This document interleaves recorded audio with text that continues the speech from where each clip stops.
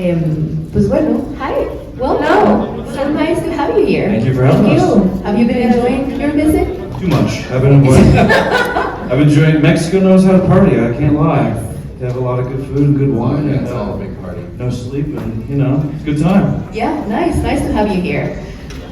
So I guess we have some questions from the press, and I'm going to be making those questions for you guys. We're going to start with Argentina. This question comes from Argentina. Cinefan Girls, Argentina, Mariquela Calvo Ford, pregunta que mandó online, y this question is for Jennifer Lopez. In Atlas, you portray a cunning and formidable woman. Which iconic female characters from science fiction films inspired your creation of this role? I mean, I think there was two very specific ones, and actually one of them I remember, and I didn't think about it when I was doing Atlas, but Terminator 2 with Linda Hamilton. I don't know if you guys remember that film, but for me, she was the baddest of the baddest bitches ever. You know what I mean? Like, I just remember being in the theater, watching it in New York, like, oh my God, I want to be her so bad. I'm going to be an actress, and that's what I'm going to do. And I didn't really ever get to do it when I was younger, and so now to be able to do something like it, it's not exactly that, but that type of character. The other character that I really loved and that Brad and I spoke about very much while we were filming was Ripley in Alien, Sigourney Weaver. So those two for me were the most iconic kind of sci-fi action movie characters that... One of the reasons why I love Cameron, right, is Aliens, where he works with Sigourney, and then Hamilton and Terminator, and the tone that he makes and how awesome he makes female badass women. You're just like, that guy's the greatest at doing this. And so, yeah, those are the two excellent touchstones. What about you, Simu? Did you get inspiration from any science fiction characters? Yeah, I mean, playing Harlan as an artificial intelligence, I think there's a lot of blueprints out there. I think starting from Kubrick in 2001, even like the voice of Hal, who is so kind of even-keeled and chilling. And then, I was a huge Star Trek fan growing up, so I loved Brent Spiner as Data. I thought was phenomenal, and so I just tried to take, although those are all kind of friendly AIs, but I tried to take that voice and that kind of friendly disposition and kind of warp it in a way to make it unsettling and a little terrifying. Yeah, that even tone is the thing that is kind of the scary. That and the blue eyes, because I don't know if people know this, but Simu had contacts on the whole time, and he only told me after like 2 days, he's like, I can't really see you, Brad. And I was like, oh, so that's why you're staring through me. So intense, I was just like... He's just staring through everybody. On set every day, like... and they were like, oh, that's good, keep doing it. And I was like, okay. Bueno, la pregunta era que en qué personajes se habían inspirado para sus papeles, personajes de ciencia ficción. Y Jennifer dice que se inspiró mucho en Sarah Connor de Terminator 2 y también en el personaje de Sigourney Weaver en Alien, que fue algo que platicaron también con Brad, el director, como que estuvieron ambos de acuerdo que estos, ¿no? Que son maravillosos los personajes superbadas, personajes femeninos. Y Simu dice que es muy fan de Star Trek, entonces se fue mucho por allá, y también habló de Odisea en el espacio. Fueron como que aunque son inteligencia artificial buena onda y su personaje no es tan buena onda, pero bueno, que tomó inspiración de por allá. La siguiente pregunta viene de Editorial Televisa. Eurídice Garavito García pregunta para Jennifer Lopez. What challenges does humanity face regarding artificial intelligence? What aspects of new technologies do you find most surprising? I mean, technology is advancing all the time, and obviously there's a lot of it that makes me nervous. I mean, when you think about artificial intelligence, and even this movie itself kind of does a good job of showing both sides of the story, which is kind of what can go really, really right with AI and how we can really use them to be a greater version of ourselves in a way, and then how it can go really, really wrong with like Simu's character, where they can destroy and take over and kind of obliterate humanity. So I think right now, for me, when I think about it, it's a big question, right? There's an idea of like, we have to have a lot of respect when it comes to artificial intelligence. It's just like any technology. I remember in the music business when the internet came around and everybody was like, oh, it's never gonna take over music. And I was like, okay, well that happened. And so you just have to really be open to the fact that there's gonna be changes all the time, and not changes that some people can predict and some people just can't foresee because we get so stuck in our own reality. But yeah, I think it's about respecting it and not letting it kind of take over in any way, but using it to aid us in the best ways that it can. It's all about balance. Of course. Bueno, tenemos una pregunta de Brasil, fan influencia, es de Diogo Cunha, y the question's for Jennifer Lopez. With an impressive career and numerous films to your credit, do you still experience those famous butterflies in your stomach when working on projects like the new Netflix film, Atlas? I have butterflies right now.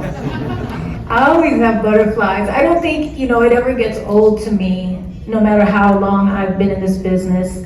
I always feel the excitement of doing what I do and being able to be blessed to do what I do. For me, it is a huge, privilege to be able to find something so young that I was so passionate about in entertaining and performing and singing and dancing and acting and producing, and be able to be doing that my whole life. And so, yes, I still get butterflies. I'm more at home, actually, believe it or not, on stage in front of, 30,000 people than I am in a room like this. You know what I mean? I'm more at home on the set, in a little 2x2 with a green screen behind me, and make believing I'm falling through the planets. I can attest to that. Acting crazy and, have my adrenaline at 100 and really acting and, just putting myself in another realm. I feel very comfortable in those situations, I guess because I've been doing it a long time. I think it shows. I mean, I think we were, you remember on our content day when we were reviewing your Super Bowl footage, and I was just like, you're one of the best to ever do it. Period. What about you, Simu? Do you still get those butterflies? Yeah, I feel really at home when I'm on stage in front of the Super Bowl, 75,000 fans, yeah.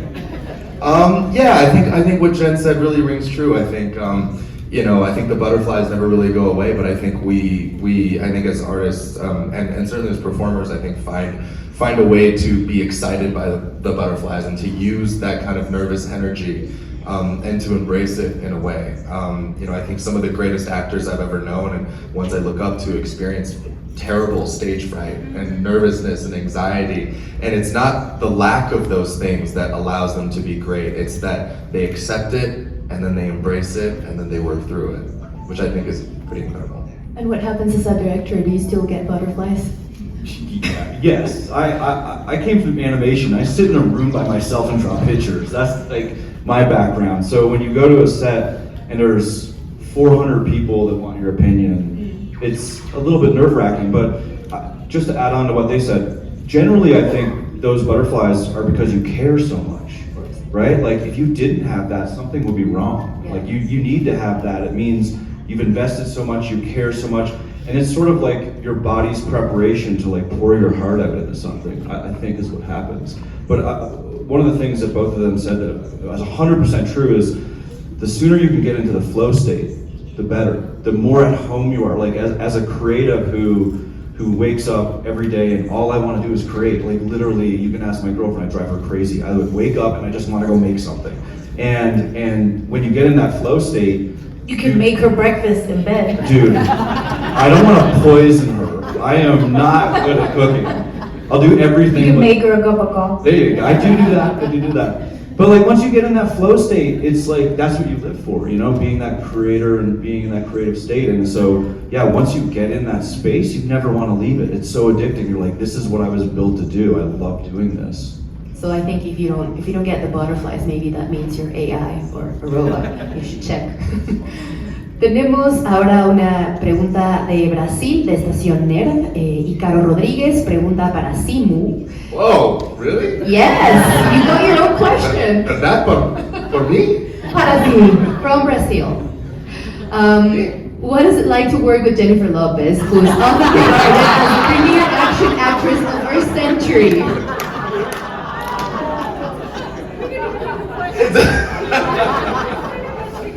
It's amazing. The question was, what is it like to work with Jennifer Lopez, one of the most iconic performers of our generation and of all time. I'm sorry. It was great. You know, I remember one of the first days I showed up to set, and you know, my part in the movie, you know, as a villain, you know, I come in a little bit later, but I come to set and I'm like, hey Jen, how are you? You know, she was so like, she just seemed like such a trooper in that little canopy where she and Smith resided for so much of the movie, you know, and I was like, hey, how's it going? She's like, I've been here for 6 weeks. How are you? And I'm like, well, I have no right to complain. I mean, no, it was awesome. It was awesome. It was inspirational. I definitely had butterflies, you know, showing up to set, knowing that I was gonna have to work with her. In my mind, she's always made in Manhattan, Jen. So it was tough for me to get into the mindset of trying to kill her. It was very not what I would say would be my natural state, but it was incredible. It was incredible, and I've so appreciated getting to know her better over the course of even promoting this movie as well. Been so fun. Thank you. In my mind, you're dancing to Fiona Apple in Hustlers. Right now? For a minute. Okay. I go out of sight. I'm out of sight, Jennifer Are Lopez. you out of sight? Made in Manhattan Hustlers. Got it. Yes. Maybe spring into the cell. I love the cell too. So there's a question for you, Brad, as well. Wait, what's it like working with Jennifer It is Lopez? not what's it like with Jennifer Lopez. Your filmography reveals a strong focus on exploring nature. What inspired the shift to create a film centered around artificial intelligence? I do love nature. I'm an avid hiker. I hike probably 2 or 3 times a week, so that just grounds me. I like being out and with just my thoughts, and a lot of rumination happens for me in that. I grew up on a highway outside of a town. Like, I didn't even have neighbors as a kid, so that's just like my natural state, I guess. But in all honesty, I didn't set out to make a movie about AI. What attracted me to this, besides working with Jen and Simu and Sterling, who couldn't be here today, was the theme of trust. I believe most of our meaningful relationships in our lives are built off respect and trust. And I think you can earn someone's respect relatively easily, but trust is something that I've found difficult to earn with people and also to have them earn from me. And so I was fascinated with this idea of this woman who just didn't trust. And for valid reasons. She has a childhood trauma she has to overcome. But that's what pulled me in. The complexity of it, the fact that she had been sort of, you know, abused by this AI and then was stuck in a machine that was run by AI. The irony of that made me smile when I read the concept. I was like, oh, that's really neat. And as a genre fan, and you can go all the way back to like James Whale in the 1920s, or like Creature from the Black Lagoon or King Kong. These are all genre films that are talking about things that were faux pas. You weren't allowed to talk about interracial relationships. You weren't allowed to have those conversations. So for me, using genre to dress up a movie about something that's like very heartfelt, very human, like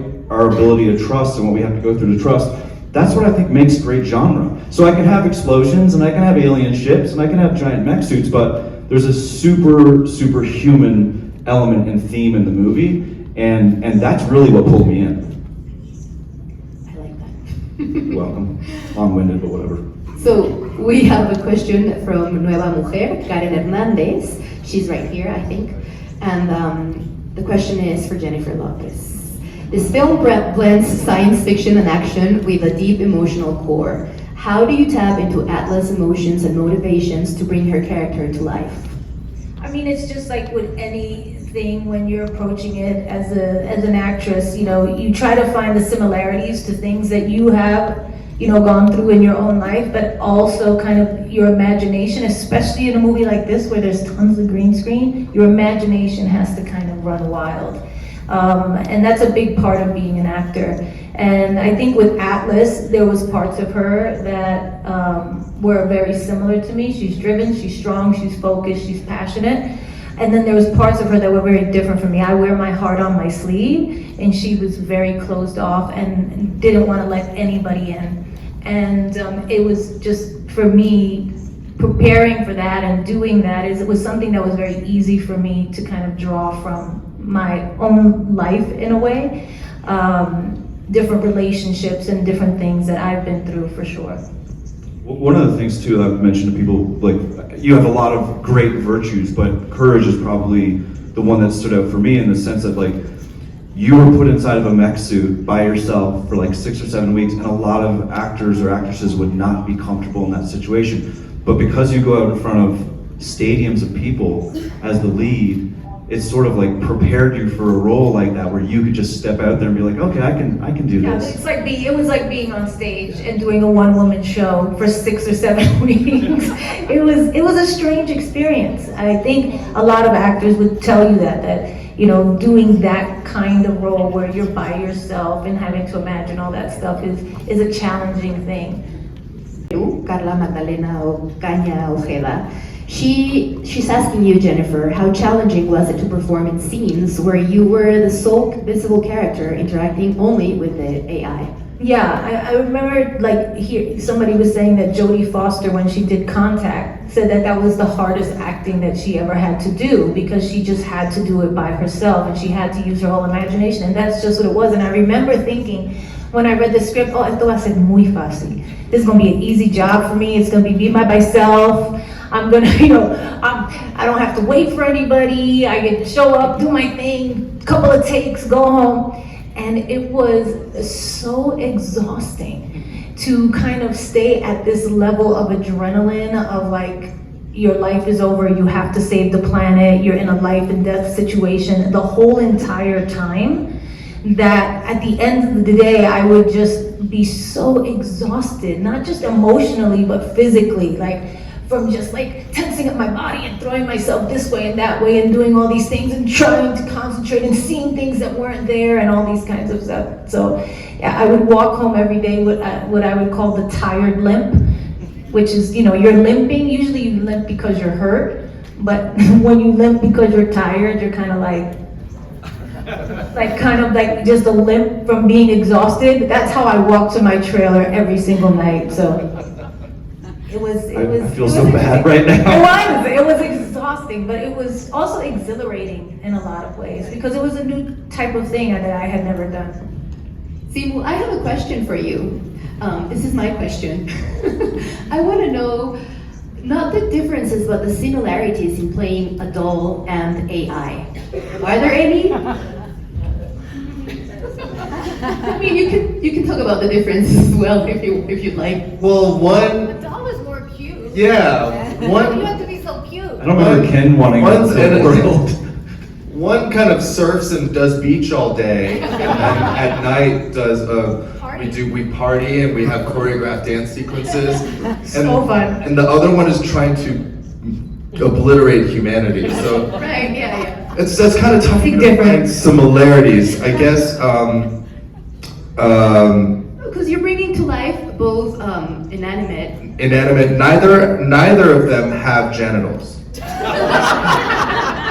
I didn't. I found a similarity. Thank you. You're a genius. No, como dice genitals? Genitales. Genitales. Ninguno genitales. Ken y Harlan no tiene genitales. Sí, se lo estaban preguntando. Ahora lo sabemos. Gracias, Simu. De nada. So we got a question from Milenio here in Mexico, Rosa Solano. Jennifer, in the film, your character distrusts artificial intelligence and has to work alongside it on a special mission. In real life, how much do you trust new technologies and how do you incorporate them into your daily activities? And I'm just going to go ahead and ask all of you guys the same question. I zoned out because the question was for Jen. What was the question? It's like, how do we use technology in our everyday lives, and how do we embrace it? And if you guys trust new technologies. And do we trust it? I'm not like a super technical guy, actually. I mean, everyone thinks like because I do lots of visual effects and explosions and stuff, I am, but I'm not. I'm actually more of like a pencil and light board, and like I come from animation. So. Do you talk to your devices? No, No, I I don't. don't talk to my devices at all. So weird. No. People, turn on the lights, you know, it's kind of weird. Do you guys use People like, love it though. GPT for anything? I don't. Yeah, I've started using ChatGPT to come up with travel itineraries for me. Like if I'm going somewhere, I'll be like, give me like a 3-day itinerary of Palermo, Italy, or like, you know, Mexico City, 3 days. What would I do? And GPT will like tell you. You know, you can say. Tell me where are the best places to shop and all that. Yes, as long as it's before 2022 or whatever GPT goes up to. But it will. You can say this is where I'm staying. Find me an itinerary where like I'm not bouncing around the city, like where everything kind of makes sense, everything flows, and it'll spit something out. Amazing. Terrifying, but So you do trust them? I don't think I trust. Yeah, I'm not like divulging my deepest, darkest secrets, but I think we're on the precipice of like quite a revolutionary moment when it comes to AI. You know, I think we all feel it. I think a lot of us in the entertainment industry feel it. A lot of us in the arts feel it, and yeah, I think scary is a great word, and I think it's imperative to me that we keep in mind humanity always comes first, and that decision making should always. I think Harlan is the perfect example of why AI should never be used for decision making. We should never let algorithms and data be the decision-making leaders. I mean, we should use those things to enhance and to as tools and to inform exactly, but never to lead. You know, I don't want to work in an industry where every single creative decision is made by data or an algorithm. I want these decisions to be made by passion and human emotion. You know, there's a filmmaker who loves to tell a story. This is the story they want to tell. Like that's the movie that we should make. And if the story is true and the emotionality is there and the character is good, then people will watch it. Those things can't be quantified by data. I had an interesting experience because I worked with a couple of futurists before we made the movie, and it was to do everything like talk about like weapon systems, propulsion systems, ecology. Like I didn't want to show Los Angeles in the beginning of the movie like you'd seen it like with Mad Max or something where it's all sand dunes. Like I wanted to try to figure out what would really happen in probably about 100 years, and that's why you see these giant arrays for solar power in our version of Los Angeles. And he had a really interesting thing that he said to me about AI, and it sort of was my true north for making the movie, and it was very much in line with what I wanted to do intuitively, which was he said AI is a tool. It's like a hammer. A hammer can do a lot of harm, and a hammer can do a lot of good. You know, like you could build a house with a hammer and save lives. And when he said that to me, I realized that's exactly what I want to do. I want to show that AI is something that's basically here today now, but it doesn't excuse us people from being responsible. We are the responsible entities of it. It is a tool. We have to take ourselves in full responsibility of how we use it. And this movie shows that. It shows the full good of it and how humanity can grow and expand and go way beyond itself. And then it shows how nasty Simu can be and try to kill everybody. Please don't kill us. Well, I promise. So we have another question from Argentina, Magela Muso. This question's for you, Brad. At a time when there is widespread discussion about the negative impacts of AI, what message do you hope to convey to audiences about how we use technology and AI? Additionally, which film had the most influence on you while making this movie? I feel like I just covered the AI part of it, right? The biggest influence. So, you know, I've said this, and it's. I mean, there's a lot. When you go in and you're a big fan of science fiction, there's a lot of movies that you grew up on, like some really abstract ones that people will never have heard of, like Robot Jocks. You'd have to be a real nerd like me to know what that is. But for me, the biggest influence is actually a filmmaker, and it's James Cameron. I saw Terminator 2 when I was 13, and I went to Subway and bought the cup that had the Terminator. Like it was a big deal. Like that was a huge movie. That might have been the movie of that summer, you know. And after I saw the movie, I lived in a small town, 9,000 people, called Gander, Newfoundland. It's where all the planes landed during 9/11. That's the only reason people know where it is at all. And after that movie, I realized James Cameron was Canadian. And that was the moment, as a kid, I was like, oh, you could come from Canada and go to Hollywood and be a filmmaker. And before that moment, I had no idea that was possible. You know, when you grow up and your mom's a nurse and your dad owns a flower nursery and there's 9,000 people and you live on a highway, you don't think, oh, I can go do that, you know? But when I saw that movie, I thought, oh, I maybe I can do that one day. That part of it touched me as a person in a way, and I just locked onto that. And his movies have been so inspiring for me, from Aliens to Terminator 2, and then, you know, he goes and makes Titanic and Avatar. But I would say James Cameron's work in general has been the biggest influence. Specifically, I'd say Aliens. Like, when I got to shoot Harlan's Lair at the end of this movie, I was so happy because it vibed like Aliens. I was like, this is amazing. This is my dream come true. So, yeah. I watched Terminator 2 like 70 times, I'm not even kidding, but that's a conversation for another day. We only have time for one more question, and this is for you, Jennifer. We are in a crucial moment for women, and Atlas is the heroine that we all would like to be. In what way do you think Atlas represents the current women who are saving the world? How do I think Atlas represents women saving the world? I mean, I feel like we've been saving the world from the beginning of time. Women, you know, I think Atlas is a great character. I think because of all of the toughness that she shows initially and all of the kind of fearlessness about going against, you know, kind of the powers that be, which is what you have to be a woman. That's what it is to be a woman. You have to kind of go against the grain. You have to fight harder. You have to do these things. But also for her tremendous vulnerability and her tremendous kind of pain that she carries. I feel that as women, that is a big part of our journey as well. And she represents both sides of that in a really beautiful way, I think. And where she gets to at the end, you know, having started where she started, and then Smith kind of chipping away at her, getting inside that hard exterior that she's had to have her whole life, because everybody thinks she's crazy, nobody wants to listen to her. This is like experience that women have all the time. You know, she's criticized, There's a lot of men in this movie that don't believe you. That don't believe her. Yeah. You know, and I can understand and relate to that, and I know a lot of other women can too, especially in my own business, you know.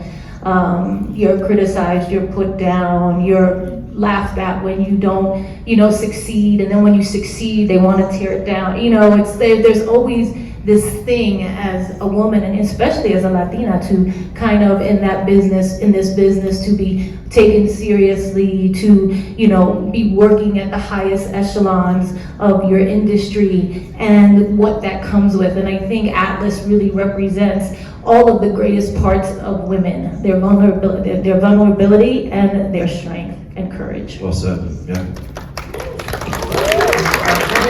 Thank you. Thank you, Dime, ¿qué te pasa? Is real. Your divorce, Ben Affleck is real. Okay, we're not doing that. Thank you so much, guys. Really appreciate it. Thank you. You know better than that. Come on, don't come in here with that energy, please. Thank you so much. Gracias, muchas gracias a todos. Llegamos ya al final de la conferencia de prensa. No olviden, por favor, bailar sus calendas. You know what doesn't, I feel like, actually get mentioned enough, if I could just end on one thing, is that Jen is a producer on this movie.